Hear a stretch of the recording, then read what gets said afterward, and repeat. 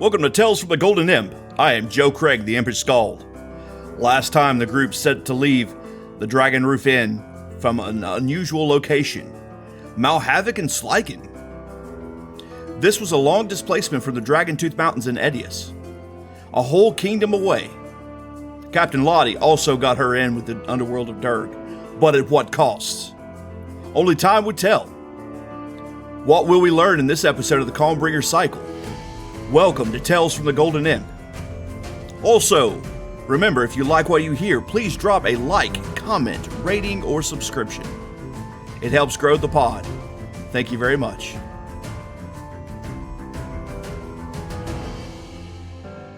Episode 12. Trouble in the Flow. It had been a calm and peaceful couple of days aboard the Seaward Snail. Captain Manford Gillsby was a wonderful host. Though the ship was relatively slow, the Snail was an icebreaker, so worries about ice being in the ice flow canal was relatively low. Manford's crew was small, but capable. They made their living with this one route, back and forth from Malhavoc to Durg. Regos was off by his calculations, however. It would not be a 2-day trip, more akin to a 5. But it was a little too late now to worry about that. It was their 3rd day in the journey now, and Regos was thankful to have the time to work on his spellbook. There were numerous spells that he could add directly to his spellbook from the journals of the students. These were spells he knew, so he didn't have to bother with the theory and conjecture aspects of his notes, and got straight forward to the formula. He focused on this aspect of things. Spells he could do right now if needed. How he missed the time spent with ink and quill. Regos was on the deck of the ship, watching Jaina and Meg work on their tools of the trade. Jaina was strong and disciplined with her movements, and it showed. The precision of her attacks, parries, the footwork, was in stark comparison to Meg. Meg was agile and would spend a lot of time and effort getting into a different position to get that perfect strike. The two were opposites of one another, but Regos could already see improvements in both of them, with a different style of combat. When the two of them were practicing, they drew a crowd. It was a dance, and both were skilled. Every now and again, Regos would catch a bet here or there as to who would win the day. At first, it was all Meg. She took Jaina off guard. But as the days went on, Jaina got more and more used to the footwork, and Meg would be able to counter. The downtime was good for them, but they were losing time. That concerned Regos for sure. One thing was certain, they had a lot of growing to do. With groans and cheers, it would seem that the victor of the day was chosen. And for once, it was Jaina. Regos had almost missed it. Meg was trying to roll between the legs of Jaina as the larger lady was taking a lunge. But Jaina raised a knee and caught Meg in the jaw, and with the momentum stood Meg up and put the glaive to her neck. Meg was forced to yield. Regos smirked. The two were sharpening each other greatly. As Regos was getting ready to put away the book that he had been working on, he realized that there was a book he hadn't cracked the cover on. It was the book that Sari threw at Regos and all but threatened him with. He took the small green leather volume from his bag and cracked the book open. No title on the cover. So he checked the inner pages. It was a journal. The author didn't care for the credit for the journal either. No name greeted him on the first page, just straight into the writing. The book was high-level theory and conjecture on the subject of magic, and the penmanship was excellent. The opening theory was on the subject of energy substitution, the art of changing the very nature of a spell from one element to another, such as changing the source of a fireball from the elemental plane of fire to that of ice, for instance. The struggle, it would seem, is not in the formation of the spell, but the source of the energy itself. Flipping through, he found notes about teleportation theory beyond teleportation circles. Raw teleportation was dangerous. If you didn't have precise calculations, you could easily kill not only yourself, but all those you take through the ether. Regos' head hurt with just the thought of some of these theories. They would make him a powerful wizard if he managed to get half of these theories down. This was certainly Magus material. "Regos, you alive down there?" came the voice of Meg. As Regos was deep in thought, it apparently wasn't her first try of getting his attention. Coming to his senses, he looked up. "Oh, yeah, sorry, really good book. What can I help you with?" "Captain Manford said that there's a sight you won't want to miss here in a bit. They can see it, whatever it is, from the crow's nest already. He won't tell us what it is, though." Meg was adjusting her gloves. Seems her hands were perspiring something fierce. As Regos put the books away and stood. "You know, you don't have to wear those things all the time. Or is it a cultural thing?" looking down at the gloves. Meg reddened at the comment. "No, not a cultural thing. It's just I'm really self-conscious about my hands. Plus, it's really cold here, and the gloves keep my hands warm." "Oh, you're amongst friends, so you don't have to worry about it. If it makes you comfortable, by all means.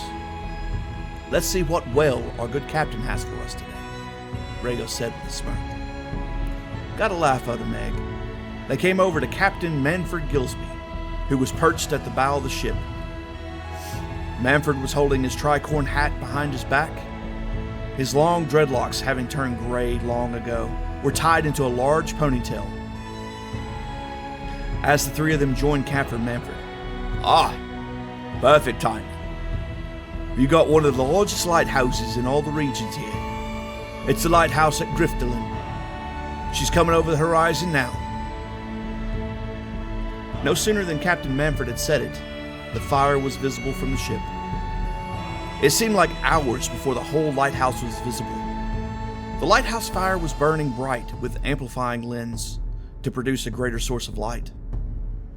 In the daylight, the effects of the lens was lost on everyone witnessing the amplification. However, the whitewashed stone and the terracotta tiles used for the roof were striking. The lighthouse itself was sitting atop a tall cliff wall with a city behind it. There were docks at the base of the cliffs, with a lift to raise the goods and the people from the docks themselves to the city at large. There was something about this whole arrangement that made Meg think of Lysaria. The glacial wall there had some of the same lifts.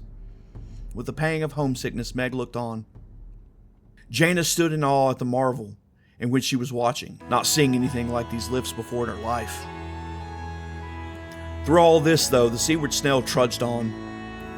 No deliveries to the city of Griftelen, simply a sight to see. Manford stood a bit taller than Regos, and his chocolate skin was glistening in the sunlight. But since he had their attention, Captain Gillsby figured he would take the opportunity to speak. "So, this urgent business in Durg. What is the nature of the emergency?" Regos had paid a bit extra to get the direct flight to Durg, but that came at the cost of spilling the tea in regarding of their needs, and so he was the one to speak. "We've come into some news that the Jarl of Durg would very much like to hear. Some goblins have banded together to strike the city, and we are warned to head that off. Now, in the big picture, these goblins pose no real threat to the city of Durg, but a heads up will save lives. And that's a business that I'm in, as well as my compatriots." Meg jabbed Regos for his honesty and then added, "Some of the tribes of the Dragon-Tooth Mountains have gotten together, it seems. Durg seems the likely target. We don't have as much evidence of that as we would like. Still, we wish to alert Durg to the dangers."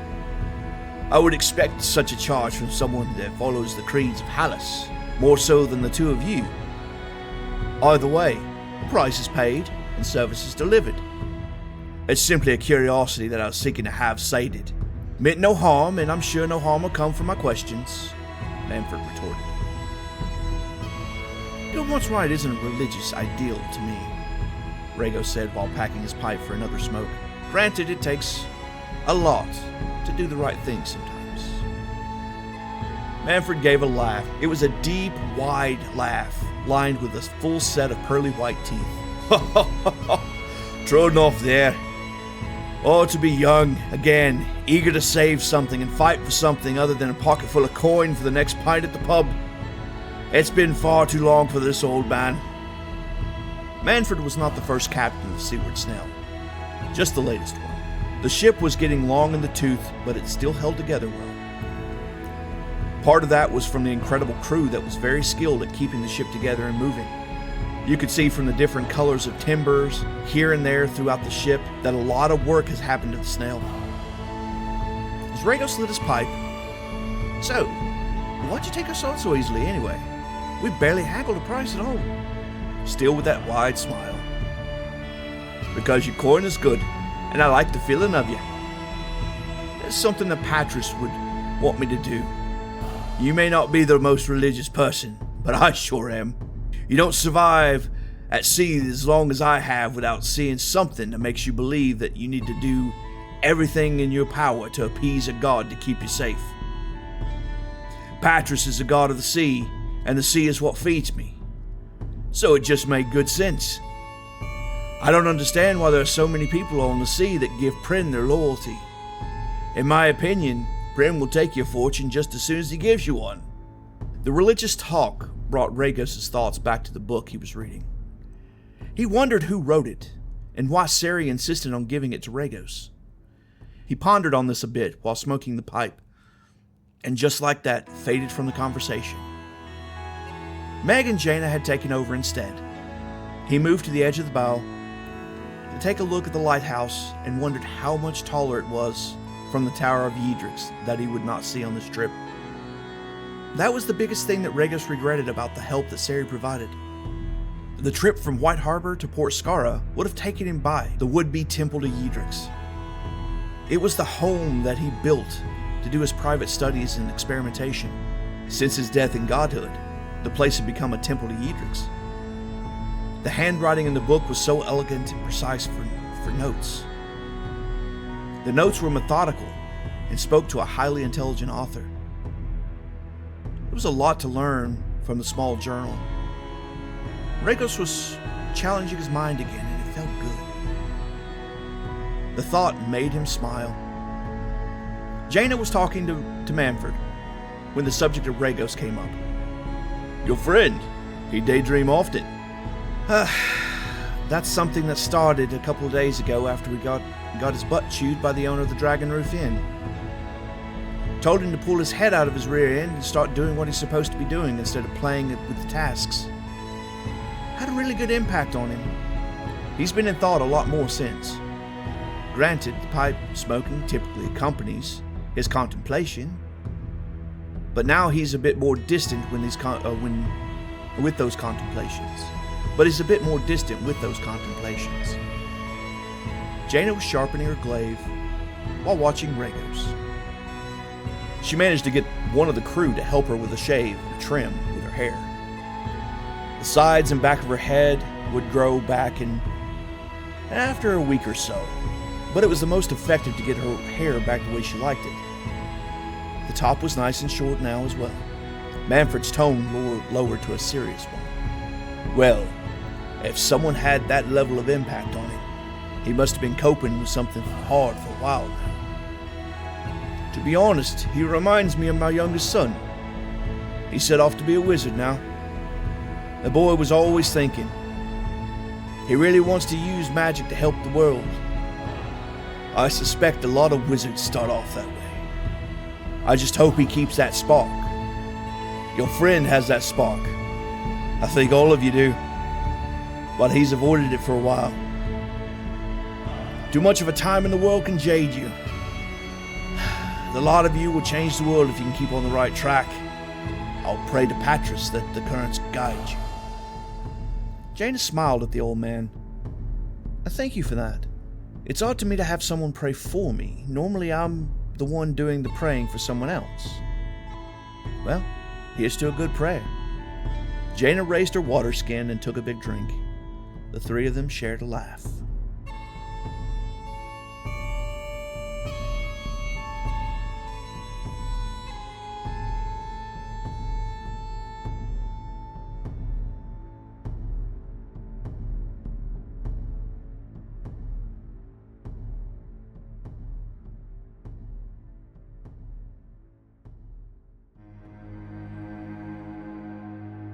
Dandros awoke to the sounds of tumblers turning the lock of his cell. Bleary-eyed with his beard all afuss, he looked towards the cell door expecting to see a guard, or perhaps Lahti. What he was greeted with was neither of them. It was a priest of Beldon. "Good morning, Dandros. Lahti asked me to come and speak with you. She said that you have been having a rough time of things." He shut and locked the door behind him. The priest was dressed in formal garb that one would wear on a pulpit more than the garb you would wear doing your craft. He was also quite young to be wearing the robes. "I am Master Fingus Prattle." Dandros worked on getting his beard in check and gave a bow to Master Fingus. When Migs called from the cell across the way, "Hello again, Fingus. My office still stands, you know." Fingus reddened a bit and gave a nod of acknowledgement. "I'll keep you in mind, and you certainly know your craft." "Thank you, Migs. I'll come and visit with you again soon." "Now, Dandros, first I want to ask you, what is your craft?" Fingus sat on a small chair that he brought in with him. Dandros was now sitting up in the bed. "Stonecraft, but I've not been living up to that charge as much as I'd like. I cut my beard for being a miner." Fingus smiled at Dandros. "That was your craft, but I don't think that is your craft anymore, now is it? You took up a hammer that you made yourself. It wasn't one designed for crafting stone, though that was the attempted purpose for making it. Now, what is your craft?" Dandros blinked. He hadn't thought of that. "What is my craft?" "I feel the call of stone still, but I agree, something has changed with it. My respect for the stone has not changed. My time as a miner made me respect the structure of stone all the more. Knowing where to place a timber, where to strike for the greatest yield and such. But I'm no miner. It never felt right taking from the earth like that.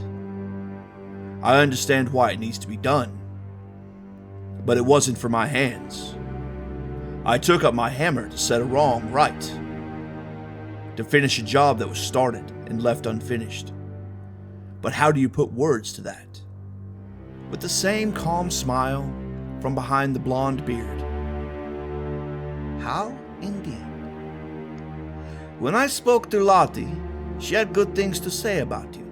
When talking to a few others, your dedication was something that you had a reputation for.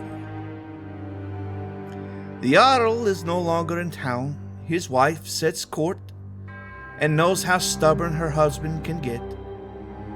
I don't think you are ready to stray from our hole, however. But you have to discover your craft once more. Stone plays a part in it for sure. But what now?" Dandros looked somewhat confused at the words. Almost sounded like the priest had a way to get Dandros free, but not completely. "What are you saying?" "What I'm saying is I have gotten Fury Brudoli to release you to my care. You'll be staying in the temple once again to help you find your craft once more. This will give you access to pen and quill to receive and send messages. But I will want you to remain in the hall of the temple. After you have found your craft once more, you'll be able to free your pursuit of craft." Well, Dandros knew what that meant. It meant he would be staying with the apprentices once again.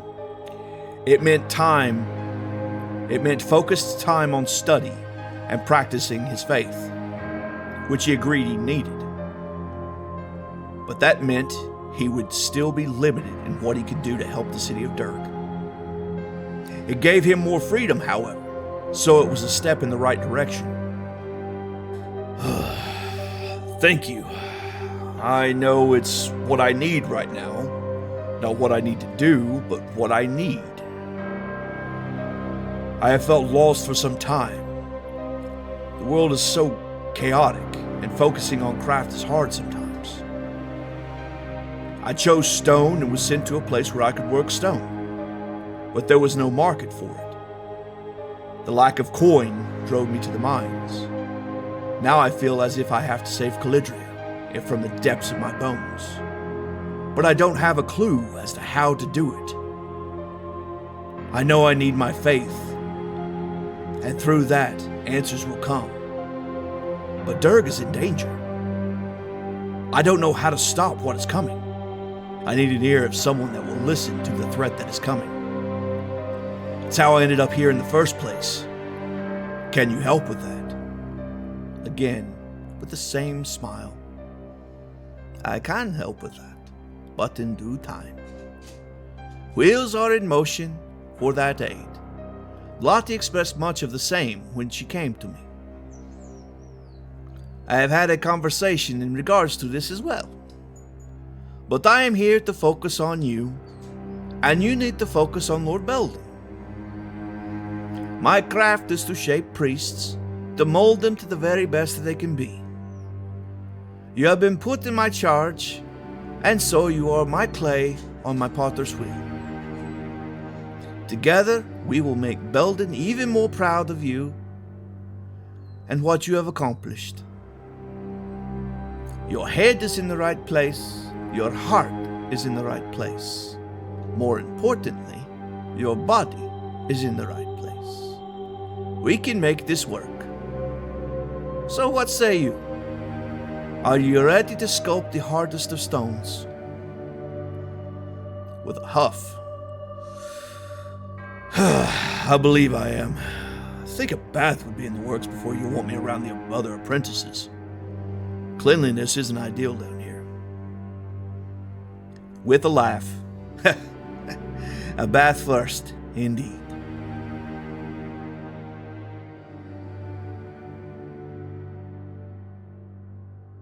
Captain Lahti was stripped down to her undershirt and trousers, working hard to clean up the barracks. She was surrounded by other soldiers working to repair the bunkhouses. The group had grown tired of sleeping on the floor. They were working diligently to make somewhere to bed down. Dripping with sweat, Lahti hauled another load of debris from the main hall of the barracks. It would appear that the local youths have had more than a little fun with the abandoned barracks, which has led to a massive amount of garbage. As she pulled out another load down the stairs to add it to the pile that was steadily growing, a man dressed in a very fine tailcoat and suit with knee-high boots approached. Under the tailcoat, the man was wearing a poet's blouse and a vest. He walked with a cane and approached Lahti as she stretched out a knot in her lower back. The fine-dressed man called over to Lahti. "Hello there, Captain Esmine Lahti by chance?" Knuckling her back, Lahti looked over to the human man. "Yes, how can I help you?" "Hello, Captain Lahti. I am Sif von Clive, and I hear you have a need of my services.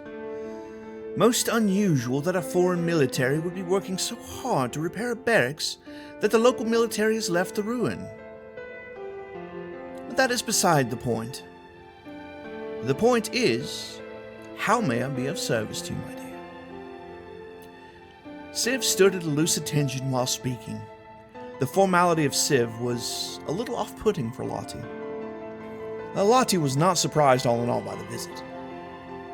"Well met, Mr. von Clive. I do have need of your services.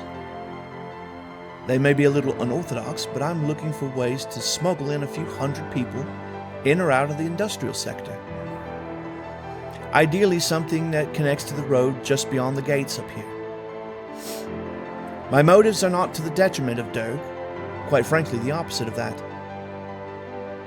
It's also a matter of Migs. I'm working on getting her out of the dungeon, but she might need to be smuggled out of the city. I respect your diligence and ability to do your craft." Sif nodded, listening to each word with specific detail. His brown curly hair was in perfect place, with his clean-shaven face. Lahti thought he was a handsome man. That's quite the ask, but you are wise for choosing the industrial sector. It has been the sector that has handled itself quite well on its own. As a result, security is relaxed over the years. Typically, people do not want to come in or out from the industrial sector, so the avenues are limited. Now, an interesting suggestion to access the Western Dragon Road. There is one, and only one, route from the industrial sector to that road that is not blockaded by the massive amounts of rubble. Specialized information would require a substantial payment for the information. Even more for me to configure a visit for you. And finally, that payment will be much higher if this route is to be exposed by the military of Durg. I suspect that it has something to do with the massive amounts of goblins that's heading this way, from the western reaches of the Dragontooth Mountains, and thus the sanctity of Durg is more important to me than the secrets that I am more than willing to reveal. Is that conjecture accurate? I am underdressed for this conversation, Lahti said with a smile. Yes, that is accurate conjecture. I have no idea to the scale of currency that you're talking about, so you'll have to help me with this. As you well know, this is not my forte. You easily found me. It does have everything to do with the goblin horde on its way here. Now my question is, how did you find out about that? Well, a gentleman never reveals his sources, but I will say that I admire the fact that you're willing to continue the fight for a people that refuses to listen to you. Now, I will say that this location is a great place to set up an ambush for these goblins, but it is not as defensible as you would desire. Now, another connection from the Western Dragon Road to the city of Durg, if you're wrong with your assessment, then we would still have a problem. This is to the mines. It's much harder to get anyone in and out of the mines, so that route has only been used by miners that wish to escape the cave. It is much harder to get anyone in and out of the mines, so that route has been used by miners that wish to escape a cave-in or something of that nature. It is a known pathway, but not one that is readily known. I will also say that if you wish to have military support, I can arrange a meeting with someone that has the ear of the General Durg's military, of which has the ear of the Jarl. I do not understand the time frame that you're working with, but I will say that much of this will be something that I will say will cost a lot. There's more to cost than coin. It is such a pity that your people are landlocked and do not have access to ships. I could make use with another ship.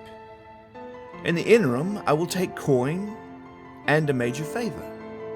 We will have to discuss what that favor will be at a later date, but rest assured that I will remember your desires to do good and make sure that that is one that does not breach your morals. While I enjoy your elegance, can we get to some hard numbers? I need to know if there's something that I can actually achieve. How much will the information cost beyond a major favor? With a smile. For both routes, 10,000 gold, or simply a blade that wounded the great Lincid, or an artifact from the Fedurian Civil War. I know that you have several artifacts from that war. Whichever you prefer. I know that there are some of them that do not have real material value, but they would have a great amount of value from me. I truly appreciated those that migrated to Feldus for fighting for the rights for an individual like myself. So having an artifact from that time would mean the world to me. I would even be willing to lessen the severity of the favor for such an artifact. But I understand that time is of the essence, so what shall it be? Lahti swallowed. The ask was realistic, but not something she had access to at the moment. Thinking through the options, and knowing that the lack of support of the Crown and Durg had offered, she felt the artifact from the Fedurian Civil War was the most likely option. I hope I have a week before I need that information, but I will get you an artifact from the war. I will try to make sure it's something that fits your style, but I can't promise what that something will be. Where can I find you when I have it? And could I possibly get the information with a promise to get you that artifact? Sif smiled once more. Excellent. This was my desired outcome. Now, I applaud the desire to get on top of the problem, but no, my dear. I would have to have payment before I could deliver the information to you. Your reputation is one of honesty, but I simply cannot conduct business in such a way. But I am not unreasonable. I will do you a favor in the stead. I will post some scouts in these locations to alert us if we start seeing movement from them. That way, we can react to the movement. And I would be willing, at that time, to give up the location so we can mobilize. Does that sound like a fair compromise? I suppose I can agree to that, so long as we have a good window to take action on the information. I will send a letter here soon and get the process started to get you an artifact from the archives. And we can go from there. Once I have it, how do I find you? As Sif turned to leave, simply let Liza know that you have something for me and I'll find you. My secrecy is important to me. It has been a pleasure doing business with you, Miss Lahti. From here on, you can simply call me Sif. No need for formalities amongst friends, you see.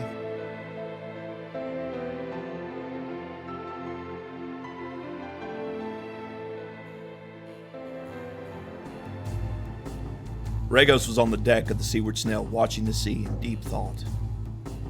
He was smoking his pipe and smoking his beard. His mind was locked on the pages of the Green Book. He had spent a good bit of time with the spell books that he had.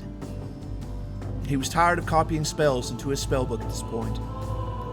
So thinking of some complex topics and conjecture was something that kept his mind going.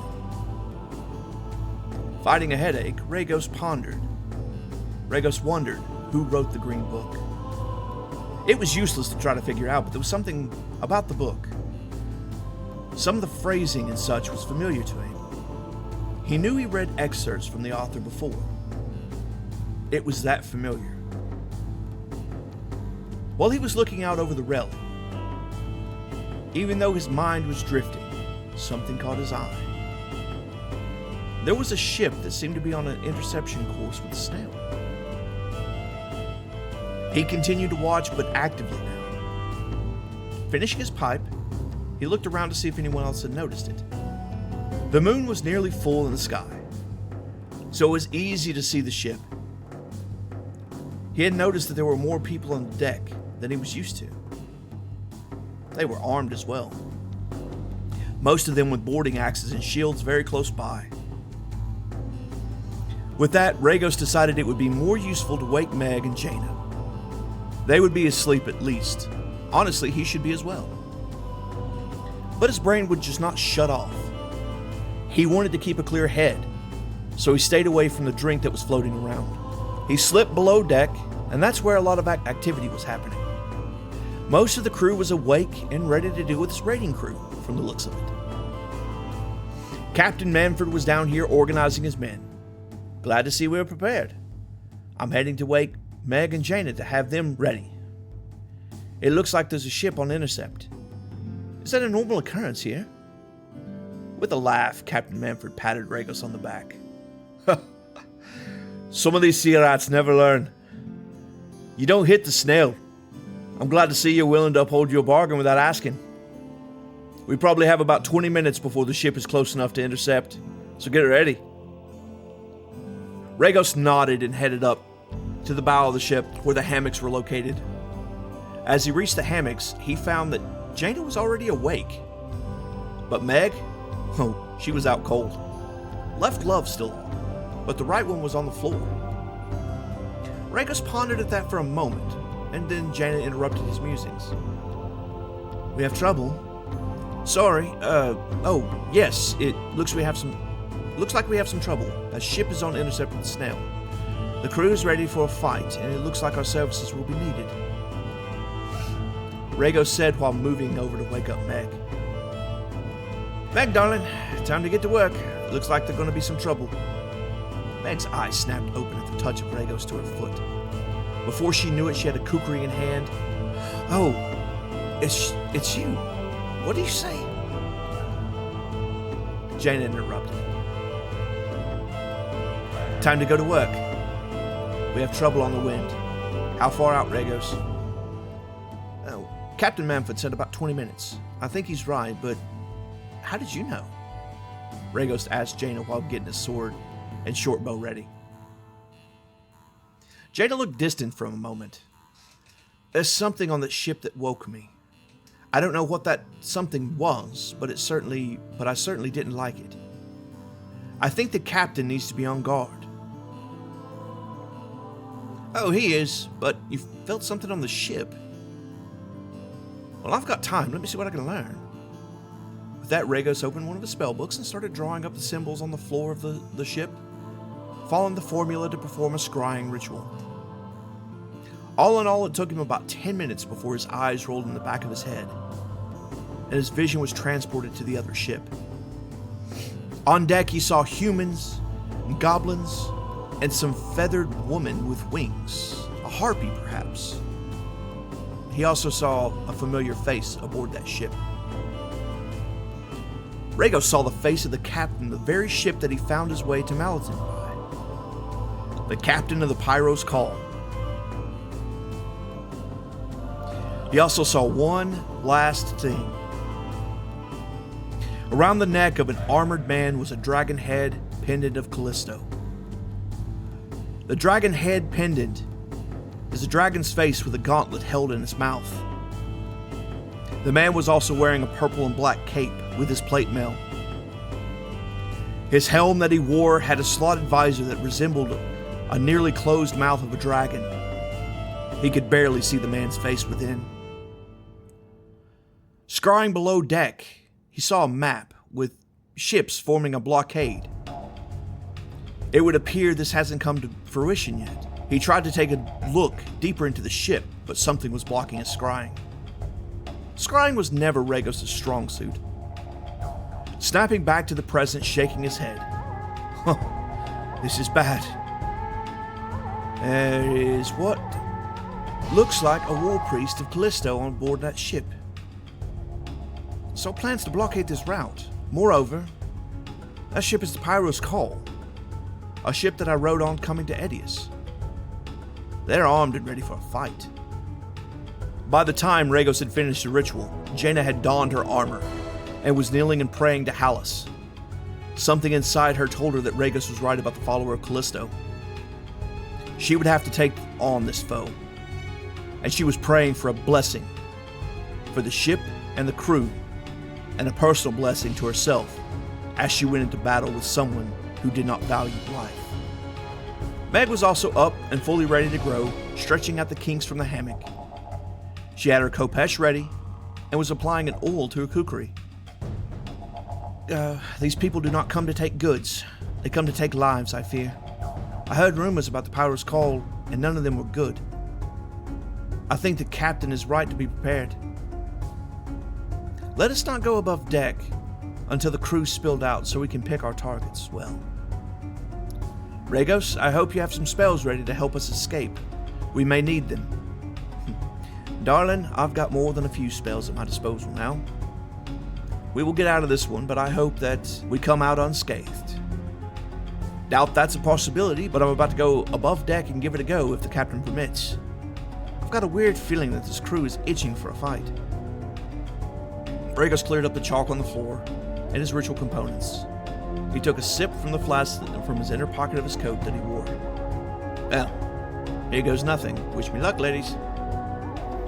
As Regos got back to Captain Manford. Hey, Cap, would you like me to try to get us out of reach of these guys, or are you all gung-ho for a fight? Manford laughed. Always ready for a fight. But if you can get us away from one, by all means. Regos continued to the deck and began to focus his energies on the wind's current and the currents of the water below them. He focused on getting those currents all going in the same direction, with the flow of the ship and the wind in the sails of that ship. The ship's sails filled with air and began to move faster in the water. Regos continued to focus on this energy of the spell to keep it going. He had no insight as to what the Pyros Call was doing as a response. That response was to release the harpies. The harpies flew faster than the ship, so they were able to cross the distance. Regos saw them then, as one of them attacked the full sails and the other began to sing to him. Siren's call came over, making it harder and harder to focus on the magic that he was casting. The desire to come closer to this creature. The effect was psychological in nature. He was perceiving the creature as a beautiful woman, fighting his desires and base instincts. Captain, we have a problem. Need some range up here. Got some harpies attacking the ship. With that said, the crew of the Seaward Snail spilled out to the deck. A spear was thrown at the singing harpy, striking her in the stomach. The spear stuck into the creature. It helped Regos focus once more. By this time, Jaina and Meg came onto the deck. Jaina took up a spear as well, not daring risking throwing her blade. She focused on the wounded creature that was flying in towards the crewman that had struck her.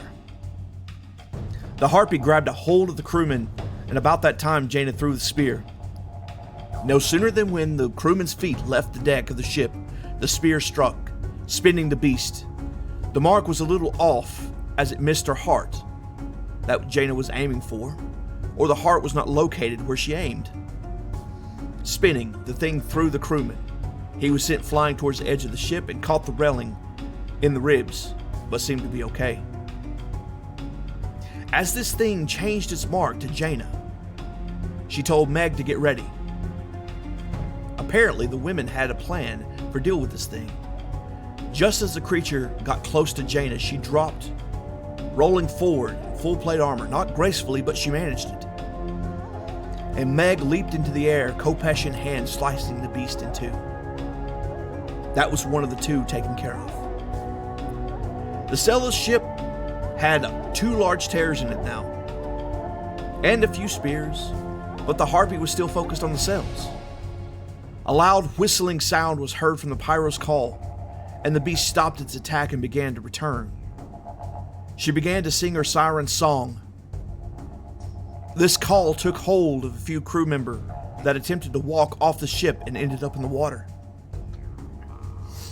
The Pyros Call was catching up now, coming up alongside the Seaward Snail.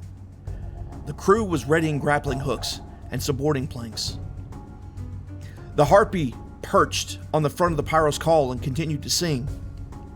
The effects at a distance were lessened, but still effective.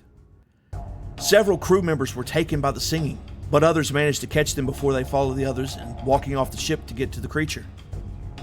The wind was helping with the time, but it wasn't enough with the damaged sails now. Regos let the spell drop as he prepared for something else. Something about all this really got under Regos' skin. Walking towards the Pyros Call, he took aim, stretching out one of his hands to point at the ship's single mast. Pulling back his other hand like pulling a bowstring, a green arrow took the form as he pulled back. The arrow looked like some gloopy gel of glowing green. He let the bolt loose. The green arrow flew through the air towards the mast and managed to hit, splashing those nearby, who immediately dropped as they were burning from the acid of the arrow. The acid was eating the mast of the Pyros Call, but it would not take effect soon enough to stop the boarding. The first grappling hooks launched out, landing against the railing of the Seaward Snail. The Snail's crew members were ready with boarding axes, cutting the lines as they could. However, one of the lines would not cut. It seemed to have some kind of protection on it.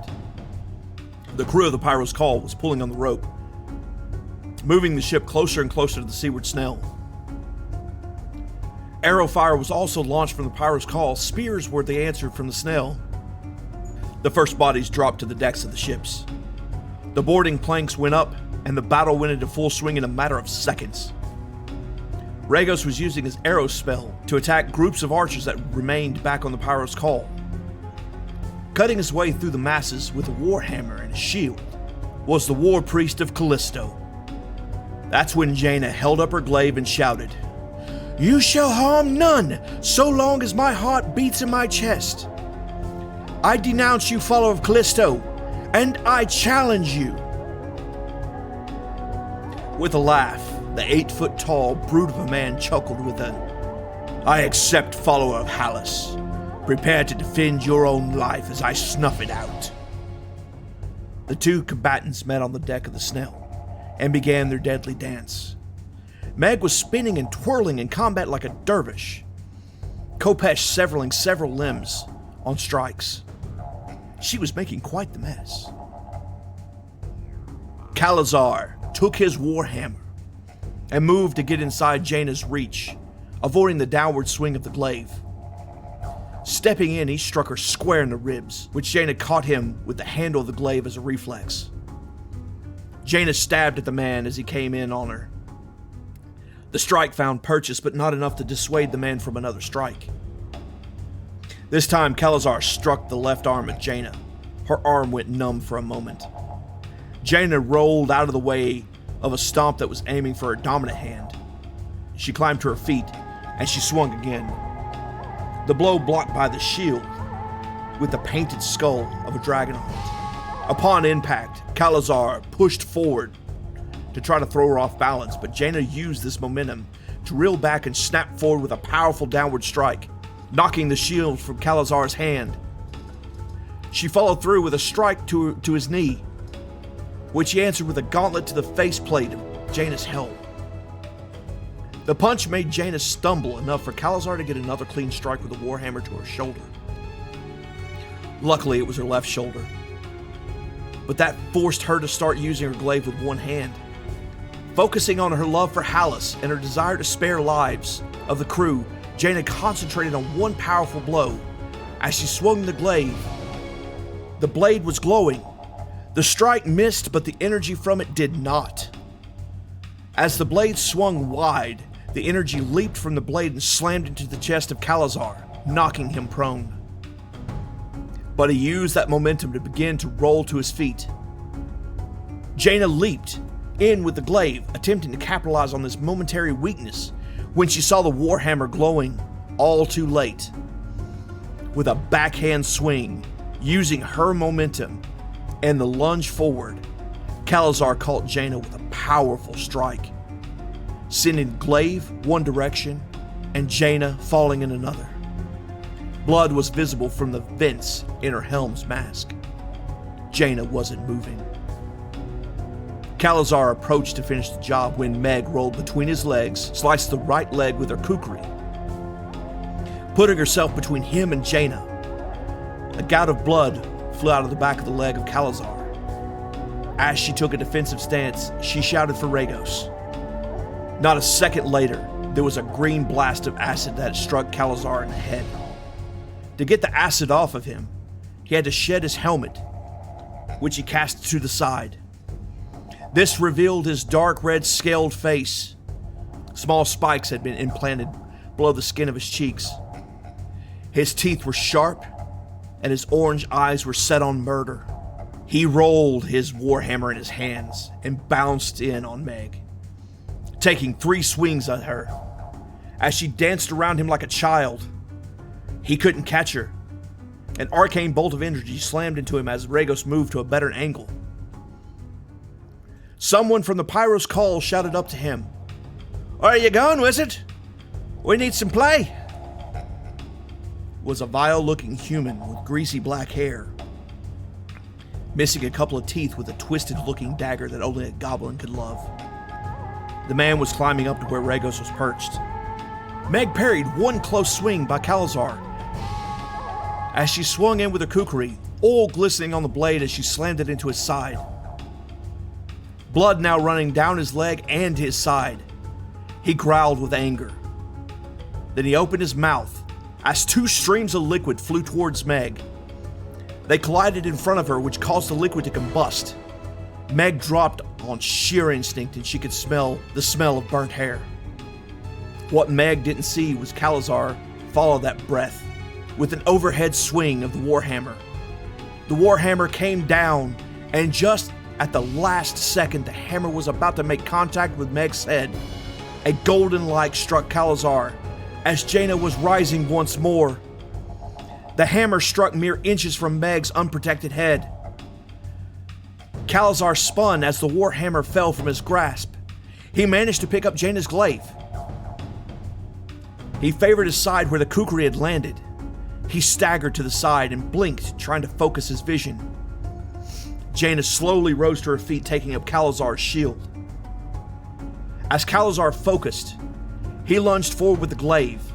Jaina used both hands on the shield to slam the glaive to the side. As that happened, Meg took off the leg with a Kopesh, and Regos fired another one of his arrows to the massive dragonkin. The combined efforts knocked Kalizar to the ground, with one less leg to stand on. Jaina took the shield and slammed it down onto his neck, but it appeared that he had lost consciousness already. "Shit! That poison normally acts quicker than that," Meg said, sizing up the big man. Jaina tried to laugh, but more blood came out of her helm, and she crumpled over the body of Kalizar.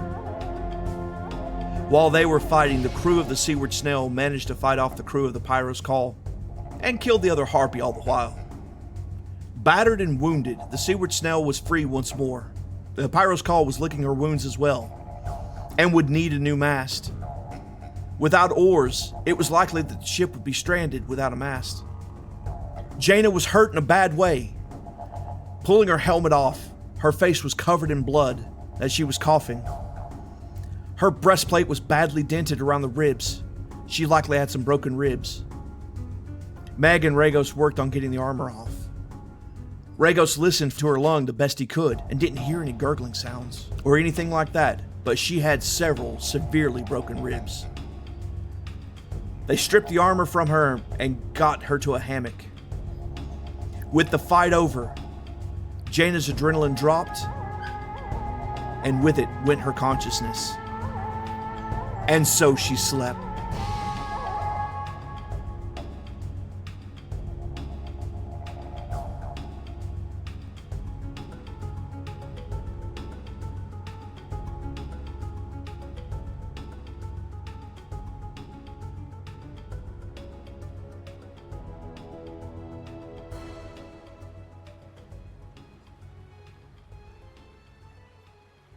Lore Corner, Patrus. Malthus is the god we appease. Patrus is the god we revere. Patrus is the god of sea, not a hate-filled wench that was pissed off by sailors and decided to kill a lot of us. Patrus looks out for us, guides us. She named the creatures of the deep. She taught us to fish, to sail, to navigate. I drink to Patrus. I plead to Malthus to leave us the hell alone. A sailor trying to describe the difference between Malthus and Patrus. Patrus is one of the gods that came from unusual stock. In life, her mother was a half-elf that mated with a merfolk, which led to an amphibious half-elf. This was early in the days of Calidria, when the depths were not yet named. In life, Patrus loved to fish, sail, and of course, swim. Patrus was raised by her mother above the water, but would visit her father regularly. Then she was introduced to Half-Gufa, the great worm of the sea. Half-Gufa found her very interesting. She was someone that knew the surface world, and the sea as well. It was this that made her an ideal person to become the god of the sea. Half-Gufa began to show Patrus the marvels of the depths. He taught her the currents and how they flow. It was Patrus that named the oceans of Calidria. It was Patrus that named many of the creatures of the deep. Those that were not already named by the merfolk side of the family. Appearance. Sea green eyes with washed out blonde hair. Her almond-shaped face was beautiful. Her lips and cheeks had a slight bluing to them that naturally gave the illusion of blush and lipstick. She lived on the water and the sun, and her tan complexion shows it. Her feet, well, they were webbed like her merfolk father. Another feature of the merfolk is the gills that she would open up in the sides of her neck when she was below water. Statues of Patrus is typically depicted by two statues connected at the waist, with half of her above the surface of the water and the other half below the water. Each of the statues amplified the appearance of the expression of who she was. Code and ethics. Respect the depths of the sea. Enjoy the sea. She is there to be explored, watched, and to be played in. The beach is where the land and the sea kiss. It is where a kiss should be shared always. If you hold the sea in your heart, she will never steer you wrong. Colors and symbols. The blues and greens of oceans and seas are her colors. She was known to wear layers of blue sheer cloth to maintain breathability and modesty, but easy to drop off for the bathing suit underneath. Patrus's symbol is typically shown of a merfolk with a fishing pole or a shell with a hook over it. Conflicts.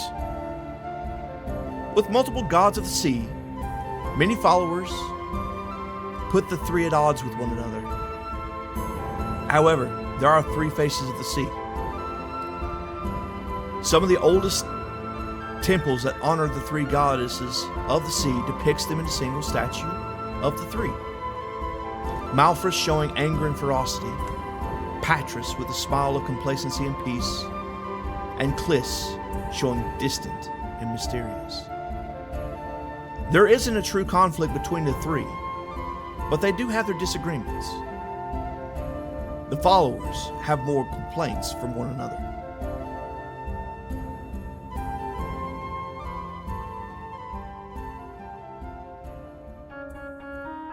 And travelers, that is where I will leave you. What is this book that Regos has in his possession, and who is the author? Is Dandros truly free? Or is this simply another prison cell? Can this Sif von Clive be trusted? And with Jaina hurting in a bad way, what will come of it? We will find these answers and more in the next episode of the Calmbringer Cycle.